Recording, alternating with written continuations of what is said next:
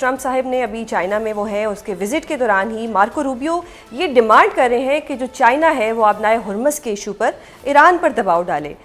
Do you think اور do you سی کہ کیا چائنا اس پوزیشن میں ہے کہ ڈائریکٹ انٹرفیئر کر سکے اور ایران پر دباؤ ڈال سکے آبنائے ہرمز کو لے کر؟ دیکھیے، انٹرفیئر جیسے الفاظ جو ہیں وہ سخت ہیں. چائنا اپنا انفلوئنس یوز کر سکتا ہے، اور اس کا مطلب یہ ہے کہ اب امریکہ اس بات پہ مجبور ہو گیا ہے کہ وہ اب چائنا کے گڈ آفیسز استعمال کرے، ان کا اثر و رسوخ استعمال کرے اور آبنائے ہرمز کو کھلوائے. لیکن شرط یہ ہے کہ آبنائے ہرمز کھلوائے تو ایران کو اس کے بدلے میں کیا ملے گا. امریکہ نے یہ نہیں بتایا کہ وہ اس کے بدلے میں جو امریکہ نے بھی بلاکیٹ کیا ہوا ہے. دوسرا کیا امریکہ اس بات پہ تیار ہے کہ اس کے خلاف جو سینکشنز ہیں ایران کے خلاف وہ ہٹا لے گا، یا جو ایران کے ایسیٹس انہوں نے منجمد کیے ہوئے ہیں امریکہ نے پچھلے 40 سالوں سے اور وہ کرتے جا رہے ہیں، وہ تقریباً $60 بلین سے زیادہ ہے، کیا وہ اس کو انفریز کر لیں گے؟ تو یہ اس طرح کے ایشوز ہیں جس میں امریکہ کو بھی کافی ایکسپلینیشن دینا ہوگا. صحیح.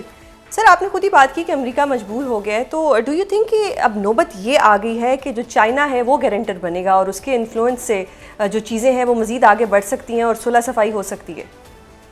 دیکھیے، نوبت یہ آ گئی ہے کہ بات یہ ہے کہ چائنا ایک پاور ہے. اس میں نوبت یہ نہیں کہ چائنا کوئی کمزور ملک ہے اور نوبت یہ امریکہ کے آ گئی کہ وہ اب چائنا سے درخواست کرے.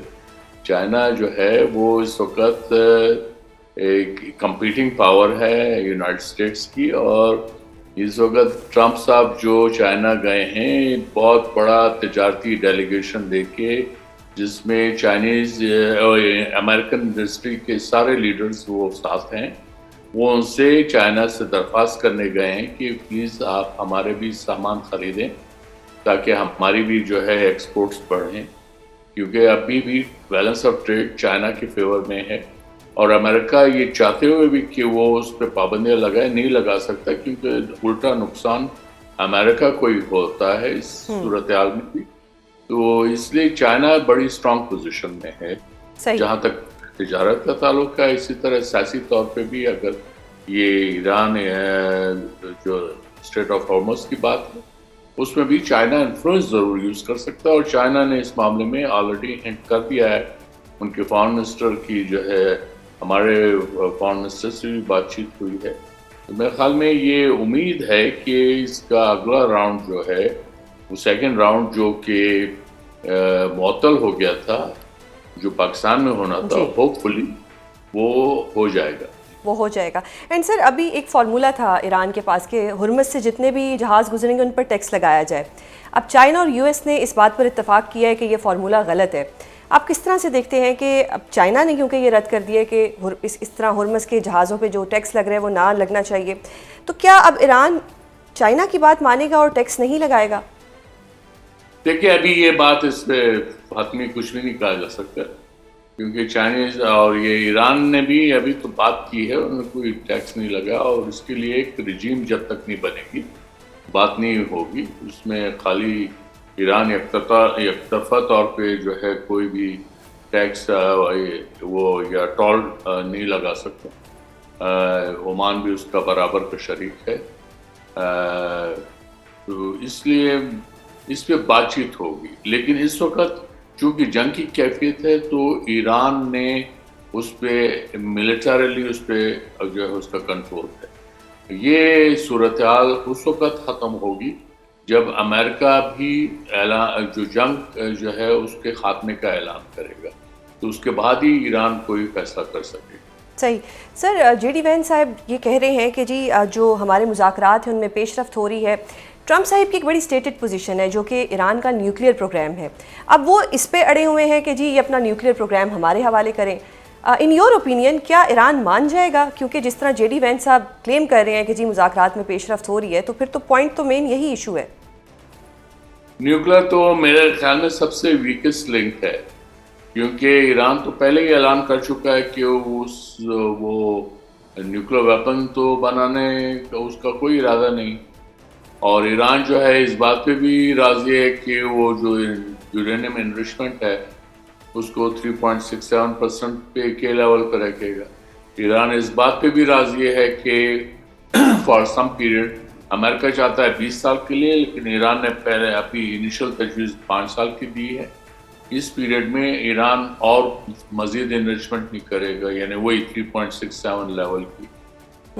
ये इस पे बातचीत हो सकती है, लेकिन अमेरिका ईरान का जो हक है to have access to nuclear technology for peaceful purposes, वो ईरान से नहीं छीन सकता। ये तो उसको अंडर एनपीटी आर्टिकल 4 उसका हक है। दुनिया में जितने भी ममालिक जो एनपीटी के सिग्नेटरीज हैं उनका यह हक है। और इस वक्त मैं पहले भी कह चुका हूँ, तकरीबन 33 ममालिक ऐसे हैं दुनिया में जो सिर्फ स्क्रू टर्न अवे हैं to become nuclear weapon states, जिसमें जापान और साउथ कोरिया और most of the western countries वो सारे शामिल हैं। वो क्यों नहीं न्यूक्लियर वेपन रूट अडॉप्ट करती? क्योंकि उनमें अक्सरियत को जो है वो न्यूक्लियर अम्ब्रेला हासिल है और नेटो का अम्ब्रेला उनको हासिल है, और इसलिए वो ये रूट अडॉप्ट नहीं करते। अब ये अगर अमेरिका की ईरान के साथ जंग है या कशीदगी है और उसमें ईरान ने अगर अपना एक न्यूक्लियर रूट अडॉप्ट किया, वो वेपन का नहीं है। लेकिन बात जो अमेरिका के लिए खटकती है वो ये कि ईरान को ये कैपेबिलिटी भी नहीं हासिल करनी चाहिए। अब कल को वो ये भी कह सकते हैं कि तुम जो है ईरान को कह सकते हैं तुम अपने साइंटिस्ट भी हमारे हवाले करो, तो ऐसा तो नहीं होगा ना। तो इसलिए अमेरिका को भी एहसास करना होगा और एक पॉलिटिकल रैप्रोचमेंट की तरफ जाना पड़ेगा, और इसके लिए चाहे वो बायलैटरली हो या रीजनली हो या इंटरनेशनली हो, इस पे हल होगा। और फिर खाली Iran is not the culprit. Israel की कोई भी बात नहीं करता। इजराइल के पास जो है वो न्यूक्लियर वेपन्स हैं और अनडिक्लेयर्ड न्यूक्लियर वेपन स्टेट है। तो ये सवाल तो ये पैदा होना चाहिए और अमेरिका से ये रेज करना चाहिए सवाल सारी दुनिया को कि आप जो है इजराइल को प्रोटेक्ट कर रहे हैं, वो सबसे बड़ा खतरा तो वो है। तो ये चीजें इतनी आसान नहीं है जितनी अमेरिका इसको आसान बना के पेश करना चाहता है। सर, इजराइल ने हमेशा मुसलमानों की तरफ एक नफरत रखी है, हमने तो हमेशा से यही देखा है। क्या यूएई ने अपना जो स्टांस है वो इजराइल की तरफ कर लिया और अब उसकी अलाइनमेंट जो है वो इजराइल के साथ है? यूएई ने जब इजराइल को रिकग्नाइज कर लिया 2020 में, तो उनके पूरे ताल्लुकात हैं और तकरीबन 10,000 से ज़्यादा इस वक्त जो इजरायलीज हैं उनको यूएई की नेशनलिटी मिली हुई है। वरना अगर वो उसके ताल्लुकात ना होते तो वो रिकग्नाइज करने की क्या ज़रूरत क्यों? एग्जैक्टली। गवर्नमेंट। बहुत शुक्रिया दुरानी साहब प्रोग्राम में अपना कीमती वक्त देने के लिए।